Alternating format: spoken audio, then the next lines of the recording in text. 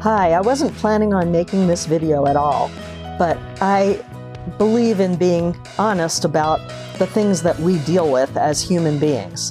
And one of the things that I've had to deal with my whole life is treatment-resistant depression. I've been on antidepressants for I can't even tell you how many years. And a few years ago, I had a really bad bout of depression. And that was what led me to retire from my job and to become a full-time artist. So I guess when you look at it, it was probably a good thing, but it was really hard to get through at the time. So what I did at that time was I tried ketamine-assisted psychotherapy, and I did it with the help of 2 therapists here in town. And I did about 8 sessions at first. They were over a period of about 3 months. And then I did a maintenance session every 6 months for about a year and a half. And then I felt like I was doing okay, and I didn't do any more. And I had no idea how long it was going to last, and I was hoping it would just keep on going. Well, all of a sudden last week, it hit me for the first time in 2 years, well, probably 3 years, that I felt depressed. And it was just a sudden thing. There have been a lot of triggers, with all the crazy stuff going on in the world. I have a history of childhood trauma, and I have been extremely triggered by all of what's going on these days. So I decided that the best thing to do would be to get right in for a session of ketamine-assisted psychotherapy. And I scheduled it, and I did it yesterday. So I took a little video of how my day went from before the session and then into after the session. I couldn't take my video camera into the session. I would be completely unable to function to do it. But my point here is that I really want people to understand how important it is to address mental health issues. If you've had depression or anxiety or whatever else it is, trauma, it's really important to address it, no matter how old you are, no matter how long. I mean, I was 58 when I finally took this step of really seriously digging into therapy. So I want to encourage anybody to look into that. Now, as far as the ketamine goes, I want to put this disclaimer on here because this is not something that you take like good old Elon Musk. This is a prescription medication, and it requires medical supervision, and you can have very serious effects if you don't do it properly. And you need to have someone who's trained to watch you, because all kinds of things can happen if you're not being supervised.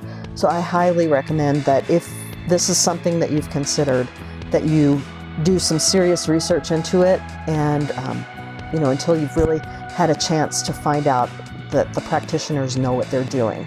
So, don't try this at home. This isn't one of those hold my beer situations. You really do need to take it seriously.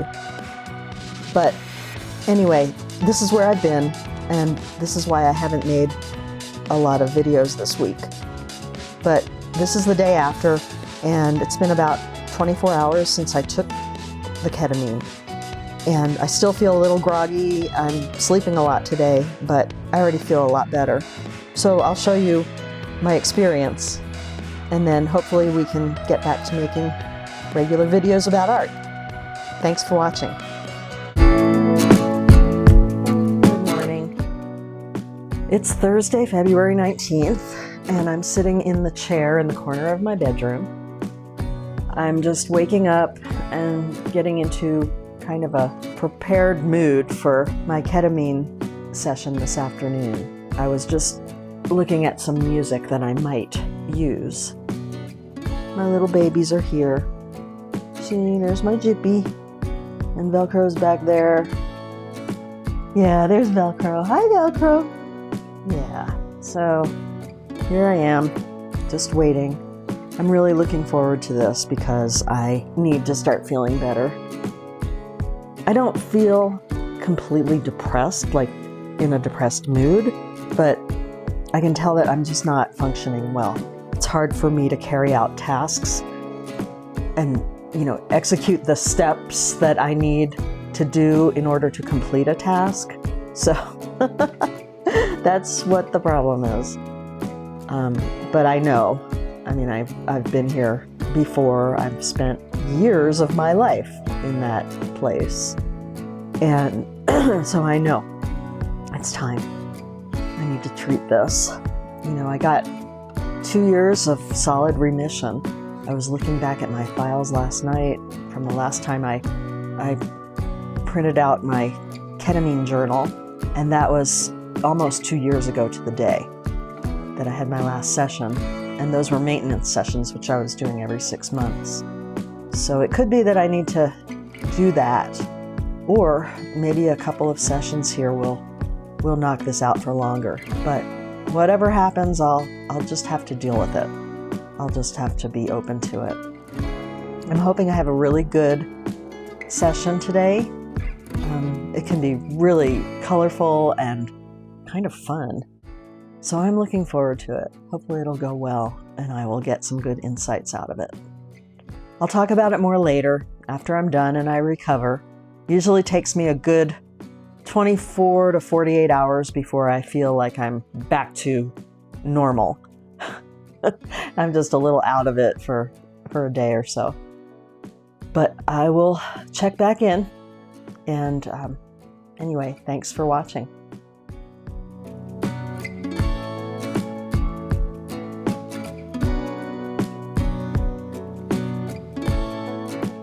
Hi, cutie.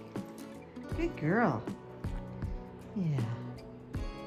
I've got 2 girls here that are worried about their mom, but they're also begging for saltine crackers.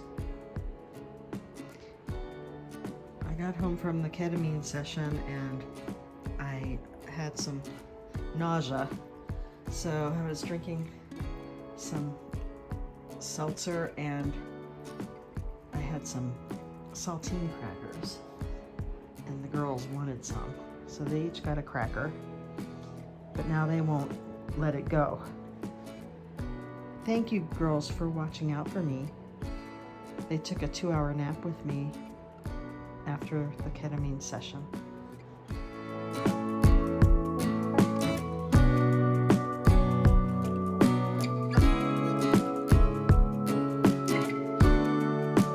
Good morning. It's Friday morning after my ketamine session, and I'm feeling okay. I'm still a little off.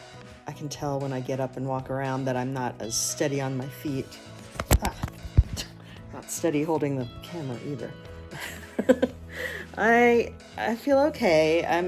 I got some really weird insights, like just totally bizarre. I had a lot of nausea after yesterday's session and a little headache. And I've noticed that with time over each session, it seems like that gets worse. So I'm gonna try to find something else that I can use for nausea, like maybe some Dramamine in addition to the Zofran. It has a lot to do with the nystagmus, so your eyes are not working right. It's like having seasickness. It's like motion sickness. But when I got home, I got in bed and I slept for 2 hours, and when I woke up from that 2-hour nap, the nausea was pretty much resolved, so that's good. So today I'm gonna take it easy.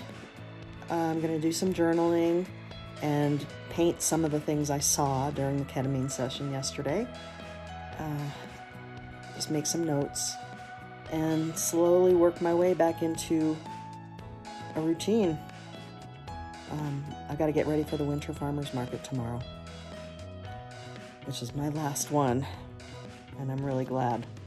I did find out that I got into the Loveland art show this summer, so that's another one. So I've got 4 now that I'm confirmed to, and I'm just waiting to hear on the other 4 that I applied to. I don't know what else. Yeah, I'm just gonna take it easy. It was very colorful. What happened this time was really weird because the med was a little bit different.